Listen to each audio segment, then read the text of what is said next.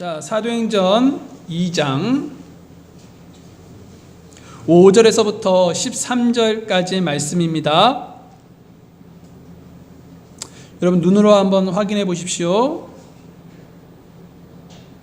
독실한 자들 곧 유대인들이 하늘 아래 모든 민족으로부터 나와 예루살렘에 거하고 있었는데 이제 이 일이 널리 퍼짐에 그 무리가 함께 와서 그들이 자기 자신의 말로 말하는 것을 각 사람이 들음으로 당황해 하더라.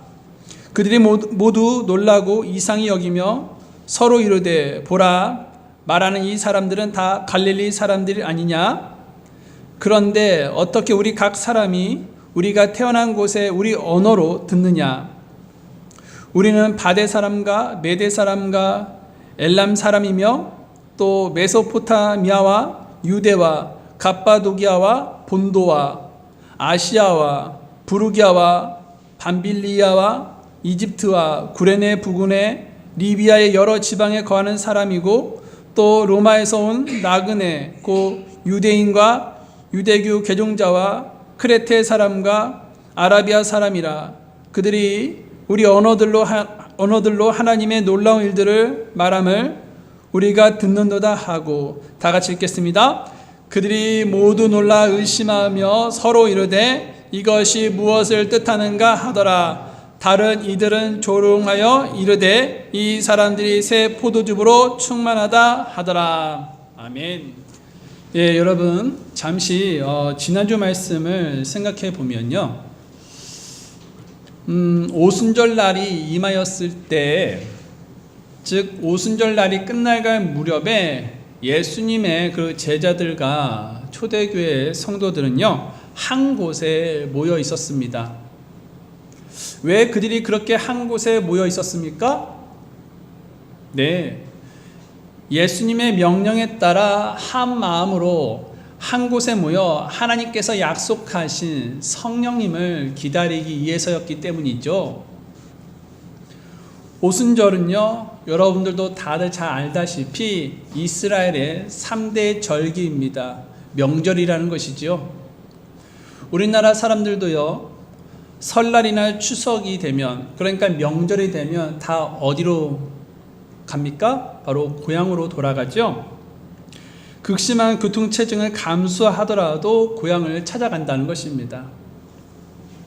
그렇듯 각 나라에 흩어져 살던 그 유대인들도요, 유대인들의 명절인 그런 오순절날 예루살렘으로 돌아와 하나님께 희생물을 드렸었습니다. 성령 강림은 그러한 때에, 즉 오순절 날이라는 명절에 한 곳에 성령님을 기다렸던 예수님의 제자들과 120명의 성도들에게 임하였다는 것입니다. 성령님께서 임한 순간 초대교회 성도들은 아주 특별한 표적을 행하게 되었는데, 그것이 무엇이냐면 다른 언어를 말하기 시작했다는 것입니다. 여기서 다른 언어란 문자 그대로 다른 나라 언어를 말하는 것입니다. 즉 유대인들이 통상적으로 사용해온 히브리 말이 아니라 다른 나라에서 실제로 사용하는 언어라는 것이죠. 초대교회 성도들은 한 번도 배운 적이 없는, 또 한 번도 가본 적이 없는 그러한 외국어를 말하기 시작했습니다. 그 소문은 순식간에 예루살렘에 모인 사람들에게 널리 퍼져 나갔습니다. 그리고 그 소문을 들은 많은 유대인들은 이 놀라운 현상을 보려고 몰려들었습니다. 자, 여러분 본문을 잠깐 살펴보십시오. 본문 5절과 6절인데 독실한 자들 곧 유대인들이 하늘 아래 모든 민족으로부터 나와 예루살렘에 거하고 있었는데, 6절은 여러분들이 읽어주십시오.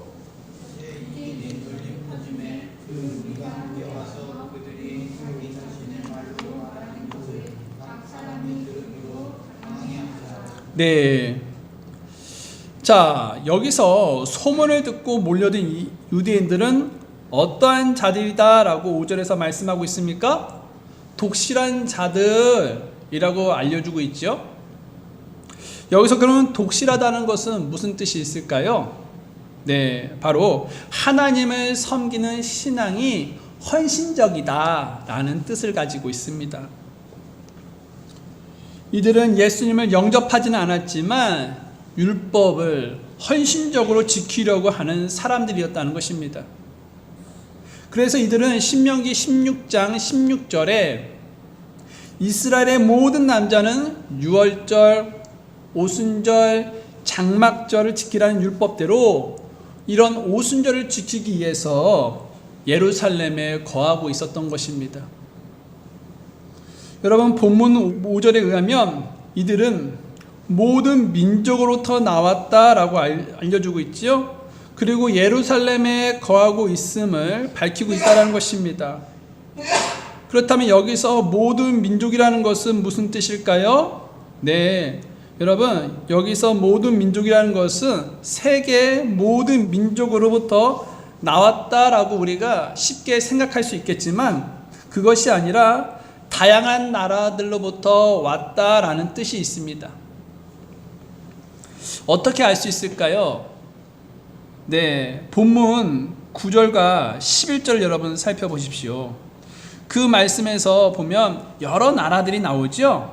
네, 이 여러 나라들은요, 세계 모든 지역이 아니라 지중해 주변에 있는 나라를 이렇게 지금 기록해 두고 있는 것을 보아 지금 이 독실한 자들은 모든 그런 세계에서 온 자들이 아니라 지중해에 있는 주변 나라에서 왔다라고 우리가 이해하면 좋을 것입니다.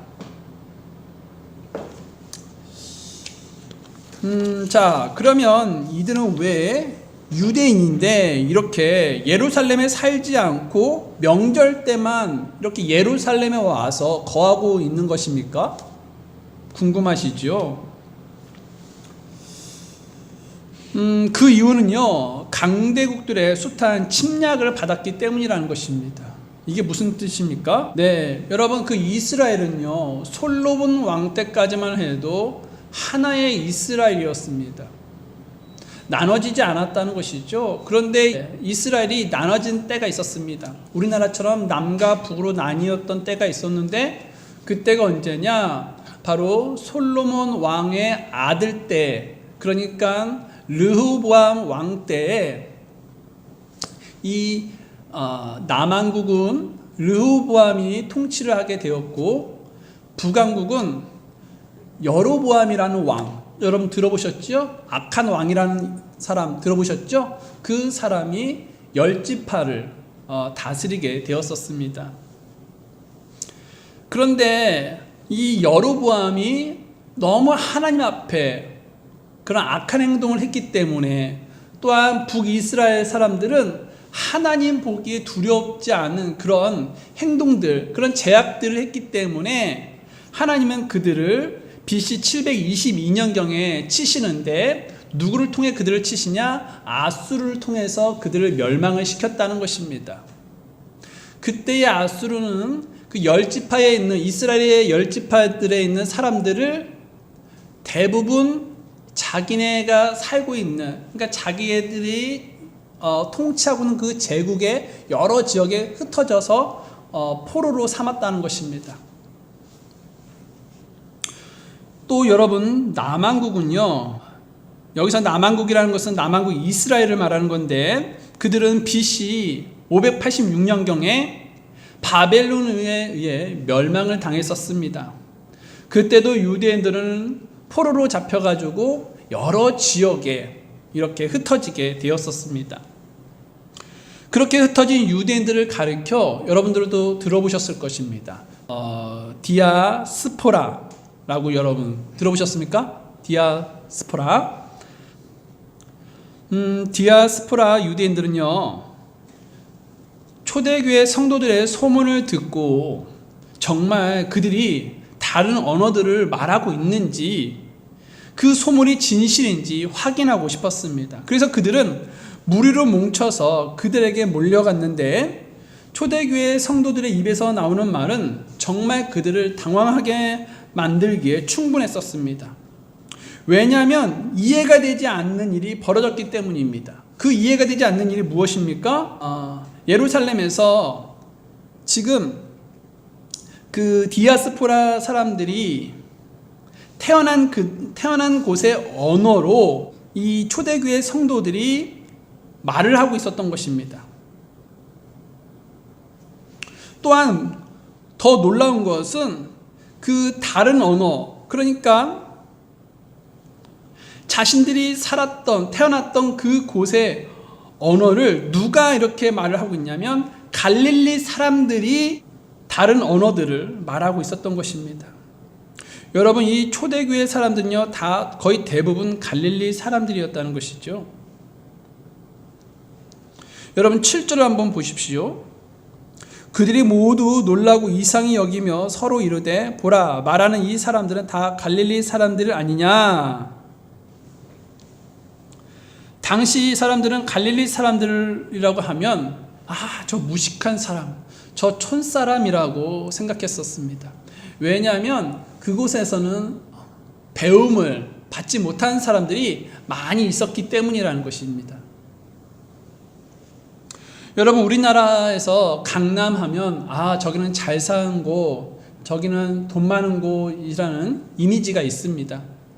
그러한 것처럼 여러분, 당시 갈릴리라고 하면 배움이라고는 없는 그런 일자무식한 사람이라는 이미지가 있었다는 것입니다. 그런데 그렇게 무식한 그런 갈릴리 사람들이 한 번도 가본 적도 없고 배워본 적도 없는 그런 여러 나라의 언어들을 거침없이 쏟아내는 것을 보고 지금 디아스포라 유대인들, 즉 독실한 그런 유대인들은 놀라지 않을 수가 없었던 것이었습니다. 여러분, 그렇습니다. 성령님의 역사를 본 사람은 이와 같이 모두 놀라게 되어 있다는 것입니다. 성령님의 역사는 사람의 상식과 사람의 머리로 계산이 되지 않는 그런 일들이 있다는 것입니다. 또한 머리로 설명되지 않는 일들이 있습니다. 그러므로 여러분, 이런 하나님의 역사가 일어날 때 세상을 놀라게 할 수가 있다는 것이죠. 때문에 저와 여러분 안에 성령님께서 활발하게 활동할 수 있도록 항상 우리는 성령으로 충만해야 한다는 것입니다. 여러분, 세상을 생각해 보세요. 세상은 조금이나마 양보하거나 또 손해를 보려고 하지 않는다는 것입니다.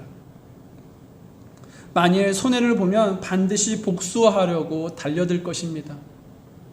그럴 때 그들에게 양보하고 또 용서하고 사랑한다면 그들은 어떻게 되겠습니까? 놀라게 될 것이고 이상하게 여기게 될 것이라는 것입니다. 여러분, 지난 주일 공산당 청년들에 의해 두 아들을 잃은 송량한 목사님에 대해 제가 여러분들에게 말씀을 드렸었죠. 혹시 기억나십니까? 네. 송량한 목사님은 졸지에 두 아들을 잃었었죠. 그럼에도 불구하고 슬픔에 잠기지 않고 하나님께 감사하다라고 고백했던 목사님이셨습니다. 그런데 여러분, 더 놀라운 것은 이렇게 두 아들을 죽인 그런 공산당 청년을 양아들로 삼고 그 양아들을 신학 공부를 시켰다는 것입니다.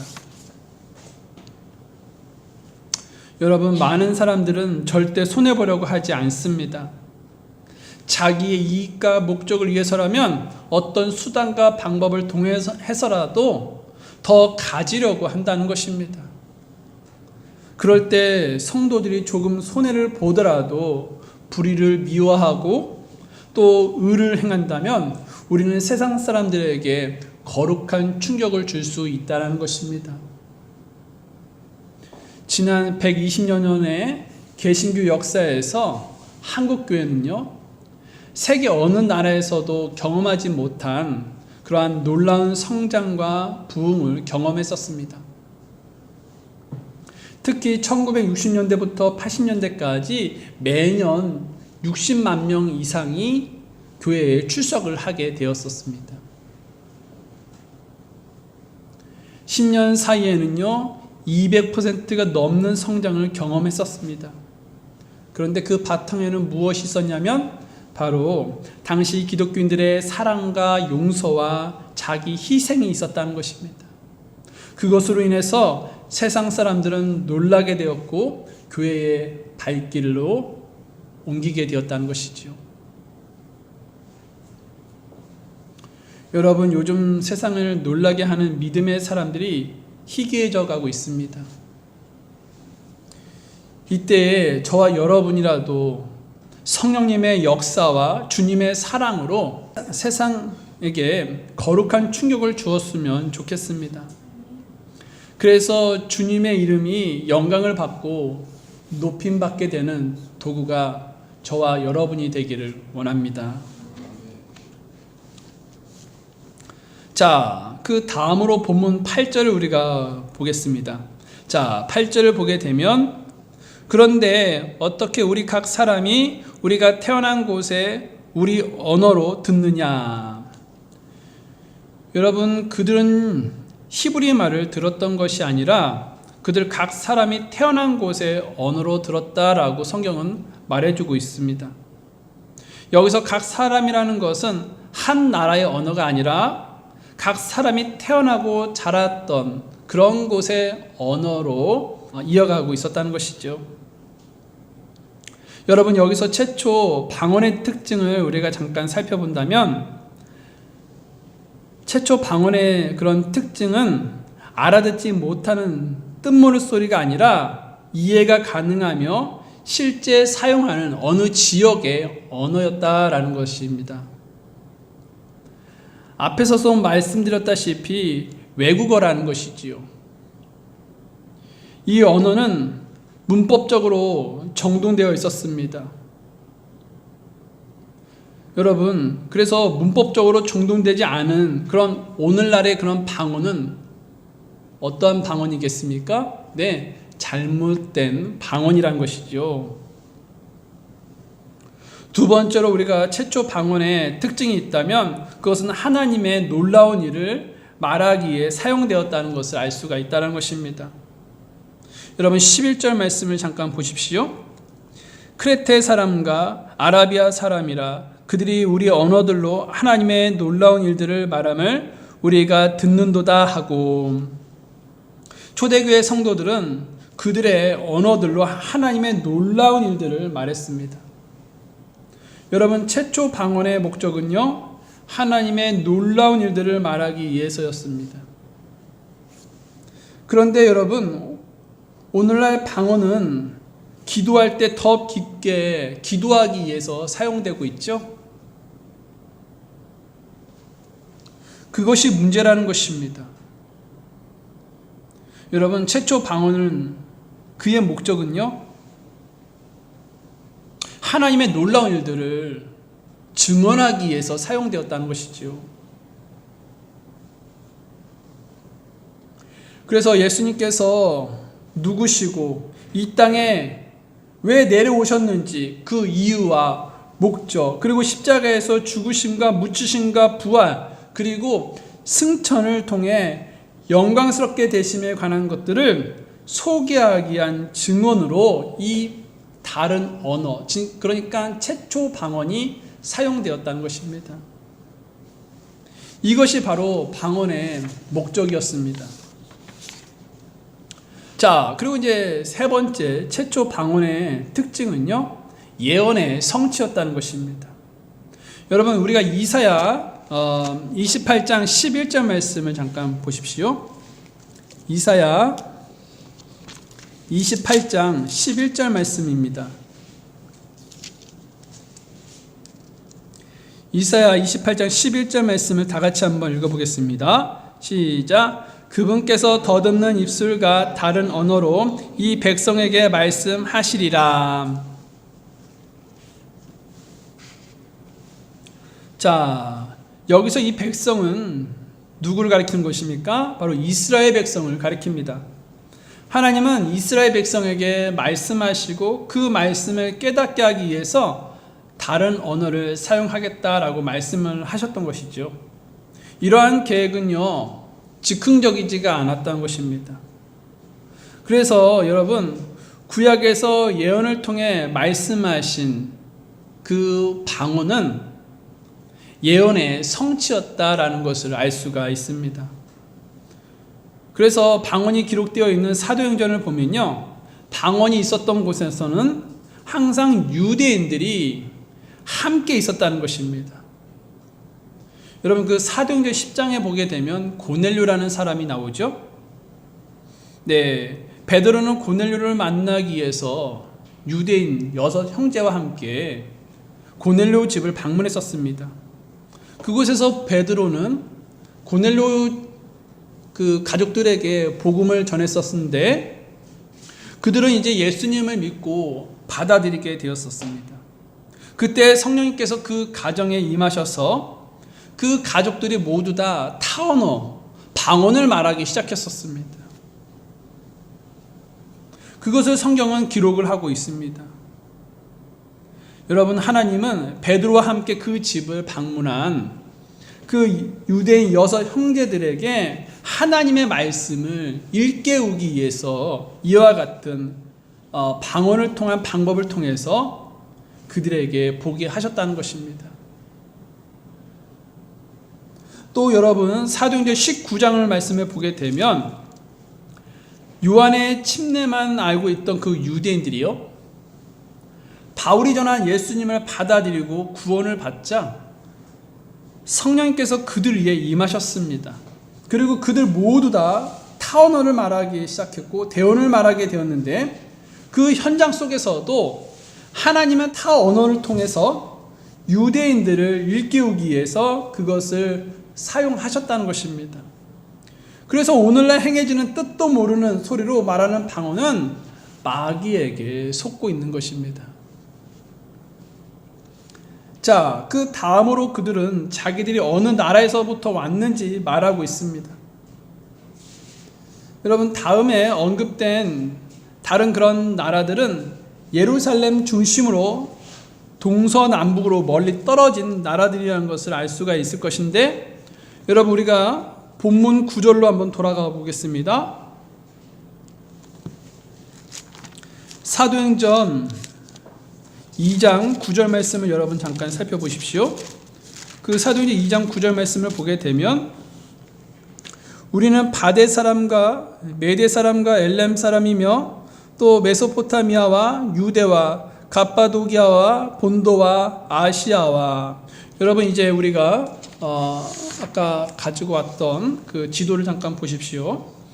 유대인 출신 지역들이라고 되어 있는데, 여러분 여기서 9절 말씀을 보게 되니까 바데, 그리고 또 무엇이 있었습니까? 메데, 엘람, 메소포타미아, 이것이 다 어느 쪽에 있습니까? 네, 오른쪽에 있죠. 여러분, 근데 이 그림 중에 십자가가 보이죠? 그 십자가는요, 예루살렘, 이스라엘 지역이라고 여러분 생각하시면 되겠습니다. 그 이스라엘에서 오른쪽으로 이렇게 보면 바데, 메데, 엘람, 메소포타미아가 있다는 것입니다. 이 지역은 지금 이란과 이라크를 의미합니다. 자, 그리고 이제 다음에 무엇이 나옵니까? 유대가 나오죠. 유대. 그런데 이 유대는요, 정확히 어딘지는 모르겠습니다. 왜냐하면 이 유대라는 이 명칭이 되게 여러 군데에 나와 있는데, 시리아 지방에 유대가 있었고, 또 이스라엘 지역에 유대가 있었다는 것은 당연히 알겠죠? 또 메소포타미아에서도 유대가 있었습니다. 그리고 이집트의 유브라데에 이르는 그런 히브리인들이 살고 있었기 때문에 여기서 말하는 그 유대는 정확하게 어디를 지칭하고 있는지는 모르겠습니다. 근데 보통 시리아 지방의 유대라고 생각을 하고 있고, 또 강력하게 또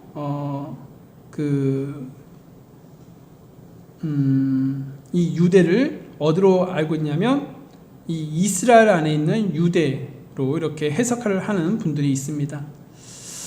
자, 그리고 이제 갑바도기아와 본도와 아시아가 있죠.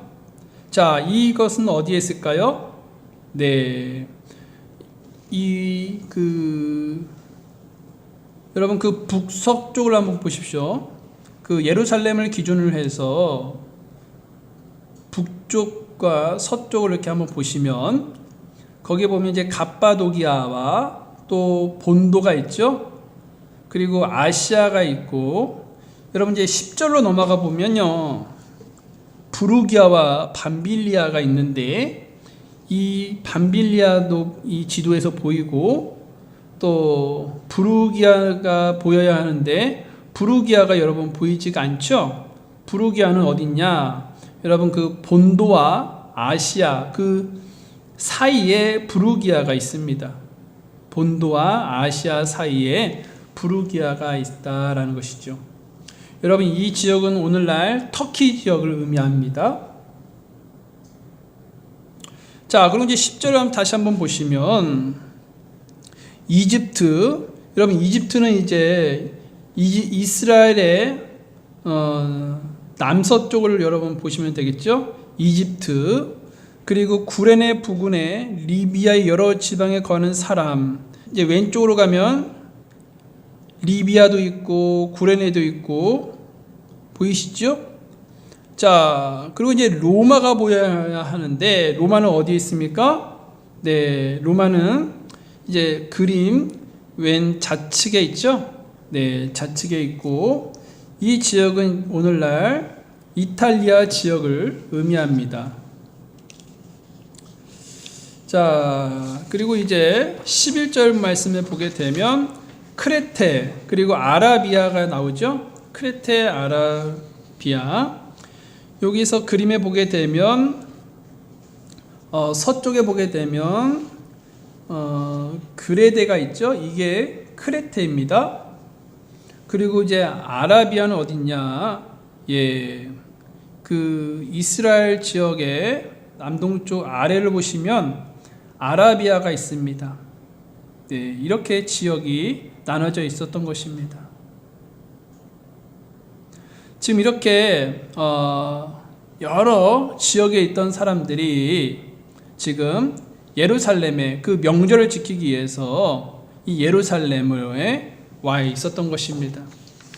자, 그리고 이제 이렇게 예루살렘에 와 있었는데 이제 초대교회 성도들이 하나님의 그런 약속대로 성령님께서 임하시자 이제 이들이 태어나고 자랐던 그런 언어들을 말하기 시작했던 것입니다. 자, 그래서 이제 그들은 하나님의 그런 놀라운 일들을 보면서 놀라게 되는데, 여러분 다시 한번 말씀을 드리면 이 초대교회 성도들이 했던 그런 다른 언어는 오늘날 그렇게 횡설수설하는 방언이 아니라는 것입니다. 그것은 논리 정연했고 하나님의 그런 놀라운 일들에 대해 선포하는 메시지였다라는 것입니다. 그들이 이렇게 할 수 있었던 것은요, 그들의 입을 누가 주장해 주셨냐면 바로 성령님께서 주장해 주셨기 때문에 다른 언어를 선포할 수가, 말을 할 수가 있었던 것입니다. 여러분, 사람의 능력으로 이렇게 하려면 절대 이와 같은 메시지를 전할 수 없습니다. 그러나 아무리 배우지 못한 갈릴리 촌사람들이라도 성령님께서 주장해 주시면 놀랍도록 설득력 있고 또 이해할 수 있게, 이해가 쉽게 이렇게 선포할 수 있게 해준다는 것입니다. 그러므로 분명하고 설득력 있는 복음 메시지를 전하기 위해서는 우리가 누구를 의지해야겠습니까? 바로 우리 안에 계신 성령님을 우리는 의지해야 한다는 것입니다. 자, 이제 마지막으로 이제 12절과 이제 13절을 보겠습니다. 그들이 모두 놀라 의심하며 서로 이르되 이것이 무엇을 뜻하는가 하더라. 여러분, 지금 모든 사람들은요, 자기들이 태어난 곳의 언어를 듣고 다 놀랐다라는 것을 알 수가 있죠. 그리고 그들은 어떻게 했습니까? 의심했죠. 여러분, 여기서 의심했다는 말은 무슨 말입니까? 바로 그들이 정말 자신들이 태어난 곳의 언어로 말을 하고 있는 것인지 눈을 의심을 했다라는 것으로 이해할 수가 있다는 것입니다. 그리고 그들은 어떻게 저런 놀라운 일들을 했는지 전혀 이해하지 못했다라는 것입니다. 그래서 그들은 혼자 스스로 자기에게 물어보기도 하고 서로 물어보면서 이봐 어찌 저들이 저렇게 내가 살았던 곳의 언어로 말을 하는 거야? 라고 하면서 물어보기도 했다는 것입니다. 아무튼 지금 이 독실한 유대인들은 성령님의 역사를 보고 말았다는 것입니다. 여러분 13절 말씀을 보게 되니까 다른 이들은 조롱하여 이르되 이 사람들이 새 포도즙으로 충만하다 하더라 라고 나와 있습니다. 지금 이들의 반응이 어떠냐 하는 것이죠. 바로 조롱의 말을 했다는 것이죠. 당시 발효되지 않은 포도즙은 발효된 포도주보다 싼 값으로 팔렸다는 것입니다. 그래서 그들은 갈릴리 촌 사람들이 싸구려 포도즙을 마시고 어디서 취한 척 하냐며 조롱을 했다라고 우리가 이해할 수가 있다는 것이지요. 여러분, 교회에서 하나님의 역사가 일어나면 사람들은 다 이렇게 반응이 나타나는데 어떤 반응이 나오냐면 어떤 사람들은 놀라고 하나님을 인정하게 되지만 다른 사람들은 조롱하며 비난하는 그런 모습의 반응이 나온다는 것이죠. 하나님의 말씀도 마찬가지라는 것입니다.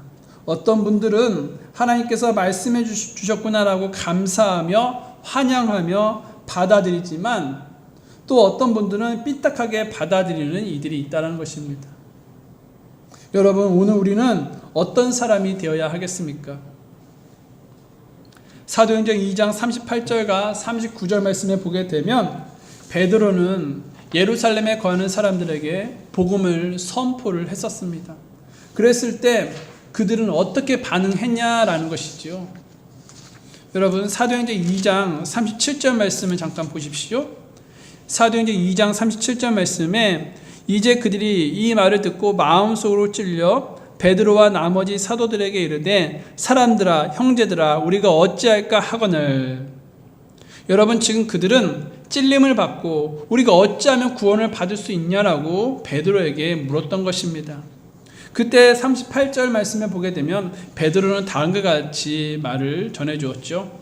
이에 베드로가 그들에게 이르되 회개하고 너희 각 사람이 예수 그리스도의 이름으로 침례를 받아 제들의 사면을 얻으라. 그리하면 너희가 성령님을 선물로 받으리니. 여러분, 이제 그들은 이 베드로를 통해서 너희가 예수 그리스도를 믿어야 한다. 그래야지만 너희가 성령님을 선물로 받을 수 있다라는 말을 듣게 되었던 것이지요. 그랬을 때 41절 말씀에 보게 되면 그들이 어떻게 반응을 보였습니까? 바로 베드로의 설교를 듣고 그들은 기쁘게 받아들였다라고 되어 있습니다. 그래서 그들은 주님께 제들의 사면을 받았을 뿐만 아니라 성령님을 선물로 받는 복도 받게 되었던 것입니다. 여러분, 우리도 이처럼 마음을 열고 하나님의 일하심과 하나님의 말씀을 받아들여야 한다는 것입니다. 그랬을 때 우리에게도 하나님이 여러분들에게 주시는 그러한 놀라운 은혜와 복이 임하게 될 것이라는 것입니다. 우리 모두 자리에서 이제 일어나겠습니다.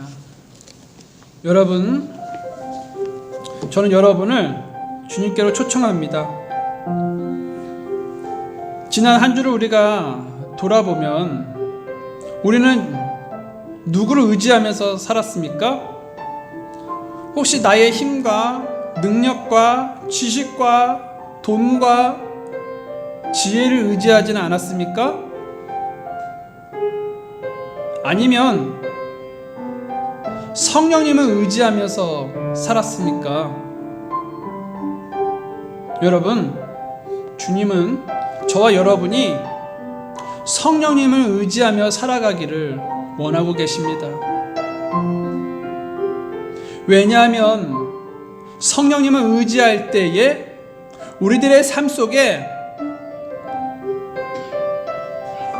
성령 충만할 뿐만 아니라 하나님은 우리를 사용하시고 또 우리 안에서 하나님은 일하시기 때문이라는 것이지요. 그래서 하나님은 여러분들이 성령님을 의지하며 살기를 원하고 계신다는 것입니다. 그렇다면 여러분, 우리는 늘 마음의 문을 열고 성령님이 충만한 그런 삶을 살 수 있도록 성령님을 의지해야 하지 않겠습니까? 이 시간 성령님을 의지할 수 있는 그런 시간이 되었으면 좋겠습니다.